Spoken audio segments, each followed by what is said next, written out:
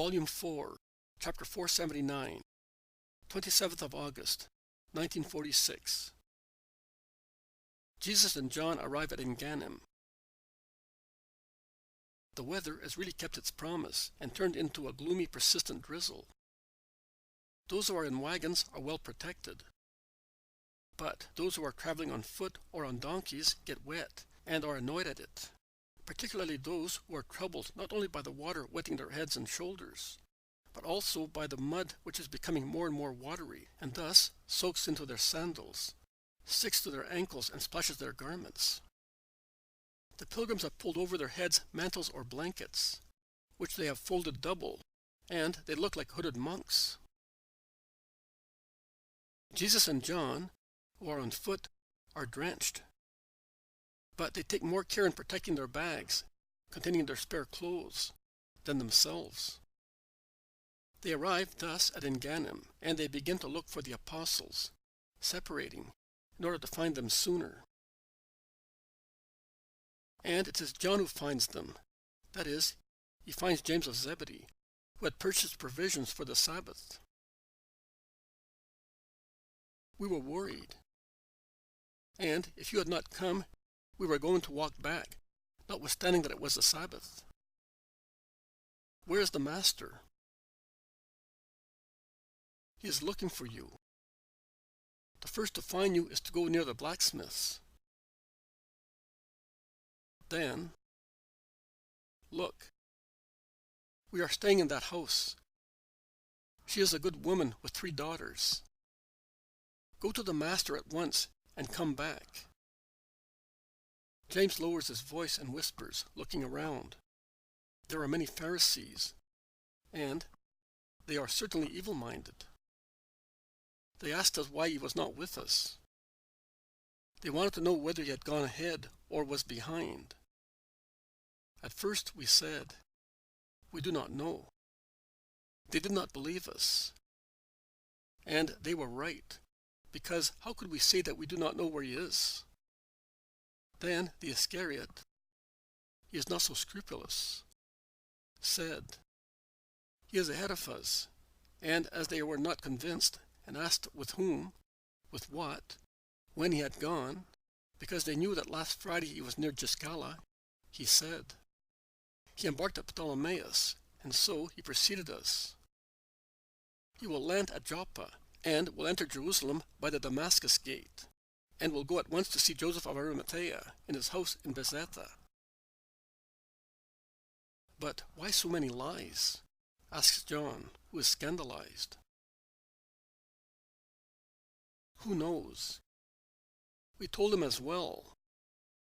But he laughed, saying, "Eye for eye, tooth for tooth, and lie for lie," provided the Master is safe. They are looking for him to hurt him. I know. Peter pointed out that by mentioning Joseph's name, he might cause trouble for him. But Judas replied, "They will rush there, and seeing Joseph's astonishment, they will realize that it is not true.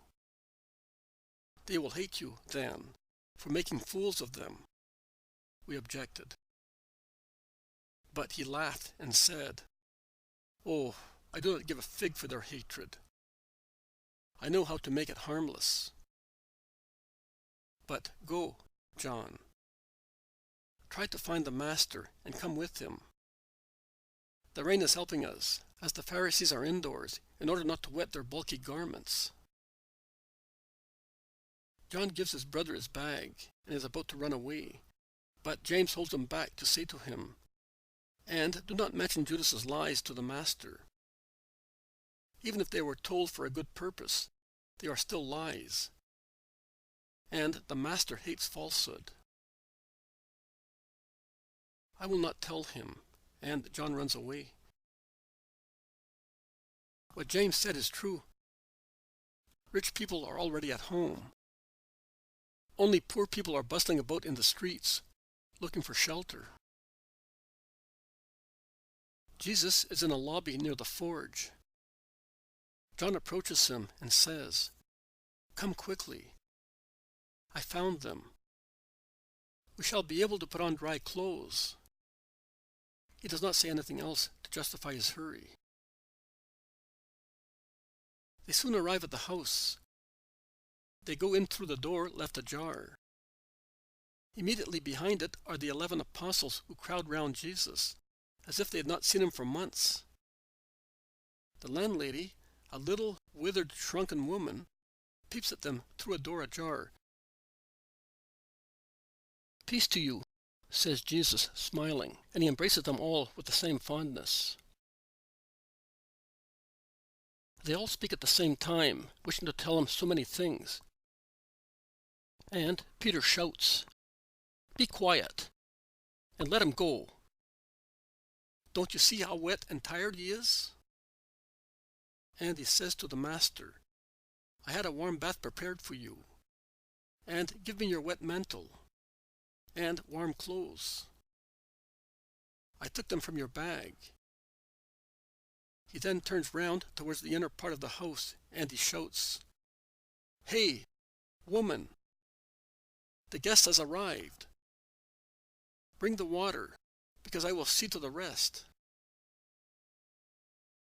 And the woman, as timid as everybody who has suffered, and it is clear from her countenance that she has suffered, passes through the corridor silently, followed by 3 girls who are like her in thinness and countenance, to go into the kitchen and get the cauldrons full of boiling water. "Come, Master, and you too, John. You are as cold as drowned bodies. I had some juniper boiled with vinegar, and I put it in the water. It is good for you." In fact, the smell of vinegar and other aromas spread from the cauldrons as they passed by.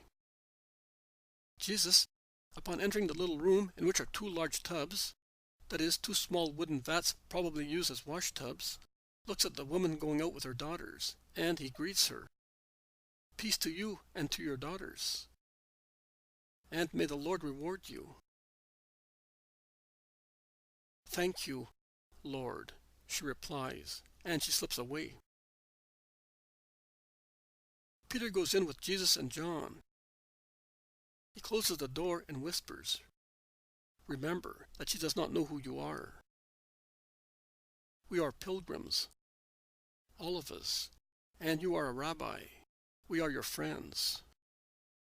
Which is true, after all.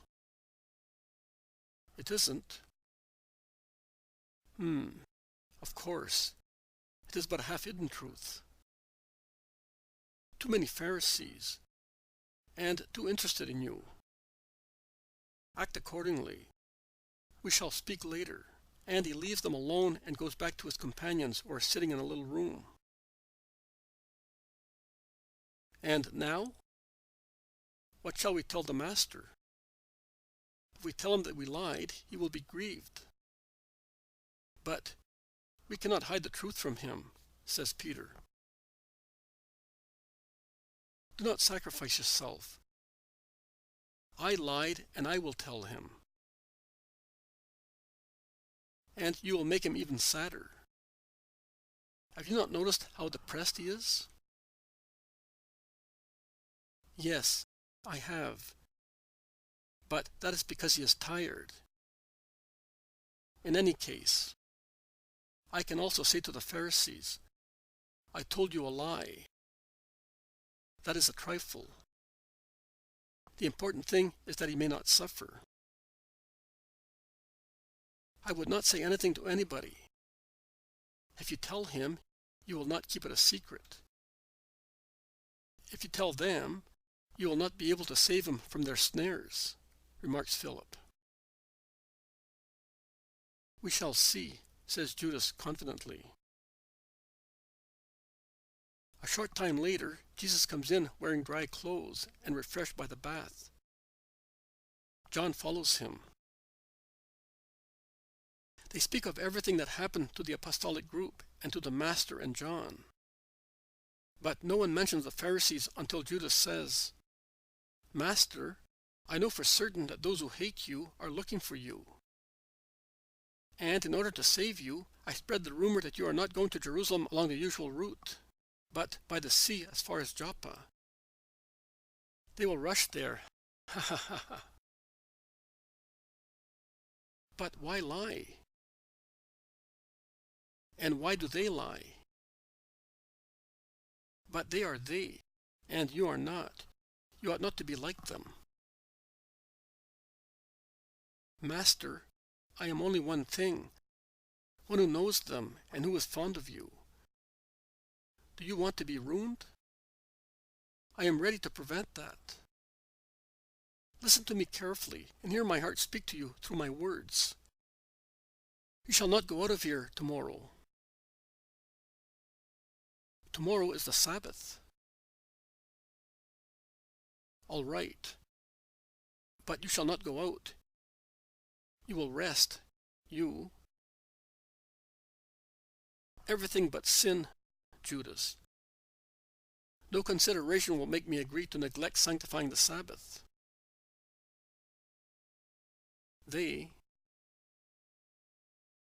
Let them do what they want. I will not sin. If I did, in addition to my sin which would weigh on me, I would put in their hands a weapon to ruin me. Do you not remember that they already say that I violate the Sabbath? The Master is right, say the others. All right. You can do what you like on the Sabbath, but not with regard to the road. Do not let us take the road that everybody takes, Master. Listen to me. Disorientate them. Now, listen. What do you know exactly, since you speak so much? Shouts Simon, shaking his short arms. Master, tell him to speak. Peace, Simon. If your brother has got knowledge of a danger, which may be a risk for him too, and he warns us about it, we must not treat him as an enemy, but we must be grateful to him. If he cannot tell us everything, because that might involve third persons who are not bold enough to take the initiative in speaking, but are still honest enough not to allow a crime, why do you want to force him to speak? So let him speak, and I will accept what is good in his project, and reject what might not be good. Speak, Judas. Thanks, Master. You are the only one who knows me for what I am. I was saying, we could proceed safely within the borders of Samaria, because Rome rules more in Samaria than in Galilee and Judea, and those who hate you do not wish to get into trouble with Rome. But I say that in order to puzzle spies, we should not follow the direct route, but, departing from here, we should turn our steps towards Dothan, and then, without going to Samaria, we should cut across the country and pass through Shechem, then down to Ephraim, along Mount Adummim and Cherith, and then proceed to Bethany. A long and difficult road, particularly if it rains. Dangerous. The Adummim. You seem to be seeking danger. The apostles are not enthusiastic. But Jesus says, Judas is right. We shall go that way. Afterwards, we shall have time to rest. I have still other things to do before the hour comes and is perfect, and I must not, out of stupidity, put myself in their hands until everything is accomplished. We shall thus call on Lazarus. He is certainly very ill and is waiting for me. You may have your meal. I am withdrawing. I am tired. Not even a little food? You are not ill, are you? No, Simon. But I have not slept in a bed for 7 nights. Goodbye, my friends. Peace be with you. And he withdraws. Judas is overjoyed. See? He is humble and just, and he does not reject what he feels is right. Yes, but do you think that he is happy? Really happy? I don't. But he realizes that I am right. I would like to know how you managed to become acquainted with so many things. And yet, you have always been with us. Yes. And you watch over me as if I were a dangerous beast. I know. But it does not matter. Bear this in mind. Also a beggar, and even a thief may be useful to find out things. And a woman as well. I spoke to a beggar, and I helped him. And I spoke to a robber, and I found out. And, too, a woman, and how many things a woman may know.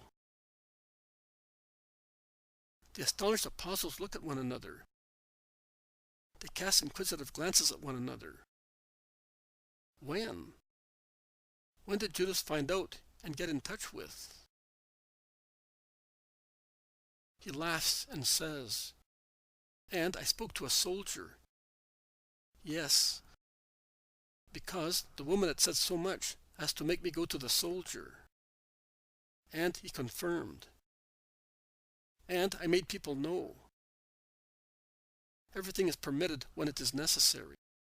Also courtesans and soldiers. You are, exclaims Bartholomew, repressing what he was about to say. Yes, I am I, nothing more than myself, a sinner according to you. But I, with all my sins, serve the Master much better than you do. In any case, if a courtesan knows what Jesus' enemies want to do, it means that they go to courtesans, or that they have them, ballerine or mimes, to amuse themselves. And if they have them close at hand, I can have them as well. See?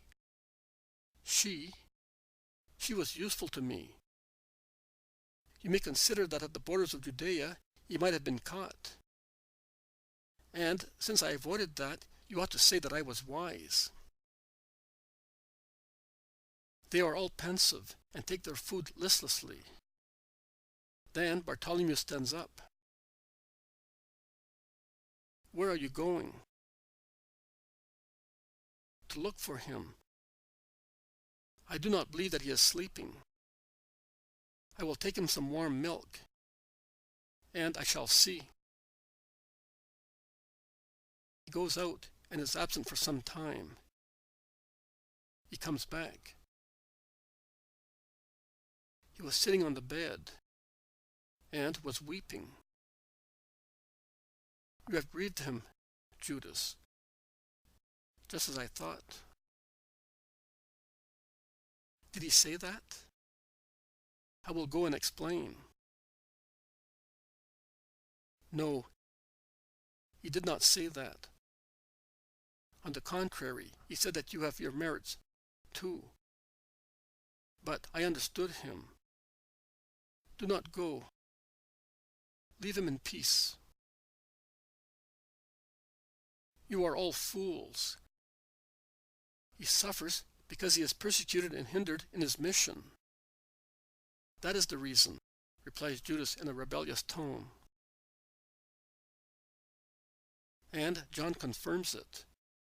That is true. He wept also before joining you. He is suffering bitterly, also because of his mother, his brothers, the unhappy peasants. Oh, such deep grief.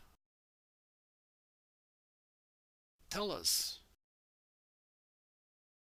It is grievous to leave his mother, and to see that he is not understood, that no one understands him. And it grieves him that Johannin's peasants. Yes, it is really sad to see them. I am glad that Margin did not see them. He would have suffered and hated the Pharisee, says Peter. But have my brothers made Jesus suffer again? Asks Judas Thaddeus severely. No, on the contrary. They met and spoke affectionately, and they parted in peace and with good promises. But you would like them to be like us, and more than us all. He would like us all to be convinced of his kingdom and of its nature. And we, but John says no more. And silence descends upon the little room, lit up by a double flame lamp which illuminates 12 differently pensive faces.